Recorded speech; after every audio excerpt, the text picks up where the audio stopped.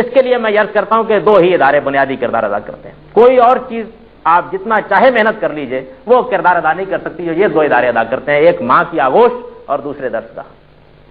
کسی قوم کو اگر تعبیر کرنا ہو تو اس کے لیے جس طرح یہ ضروری ہے کہ اس کی خواتین میں اس کا صحیح نسب العین پیدا ہو جائے، وہ فی الواقع اس بات کو اپنے سامنے ایک ہدف کی حیثیت رکھ لیں کہ ان کو آئندہ نسلوں کی تربیت کس طرح کرنی ہے۔ ماں کی آغوش سے بہتر کوئی تربیت گاہ نہیں، اس کا کوئی متبادل ہی نہیں ہے۔ یہ واقعہ ہے کہ نیم البدل کا لفظ اس کے لیے موجود، اس کا کوئی متبادل ہی نہیں ہے، اس کے لیے ہزار اہتمام کر لیجئے، لیکن وہ بات کہ جو ماں کی آغوش میں میسر آتی ہے اور اس کے زیر تربیت رہ کر میسر آتی ہے اور اس کی شفقت سے میسر آتی ہے اور اس کے نسب العین کو صحیح طریقے پر اپنے سامنے رکھ لینے سے میسر آتی ہے، وہ کسی اور چیز میں میسر نہیں آتی۔ اور ظاہر ہے کہ پہلے مرحلے میں تو بچے کو سب سے پہلے وہی چیز میسر آتی ہے، وہی اس کی درسگاہ ہے، اسی سے وہ سیکھتا، اسی سے صحیح اقدار اخذ کرتا، اسی سے اپنے نسب العین کو متعین کرتا، اسی کی روشنی میں یہ دیکھتا کہ مجھے کہاں پہنچنا ہے، جو آئیڈیل وہ متعین کر دیتی، جو مثالیں وہ اس کے سامنے رکھ دیتی، جن چیزوں کا جذبہ اس میں پیدا کر دیتی، وہی یہ در حقیقت جو پہلے مرحلے میں اس کی کردار کی تعمیر و تشکیل میں کام آتا ہے۔ اس کے بعد دوسری چیز تعلیم،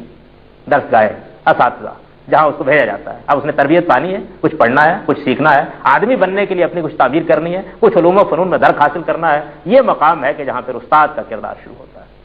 اگر ان دونوں حقیقتوں کو مانا جا رہا ہے تو میں عرض کرتا ہوں کہ ہمارے ہاں یہ دونوں کی دونوں چیزیں، یہ دونوں کے دونوں انسٹیٹیوشن، یہ دونوں کے دونوں ادارے، یہ واقعہ ہے کہ کسی کی توجہ کا بھی ہدف نہیں۔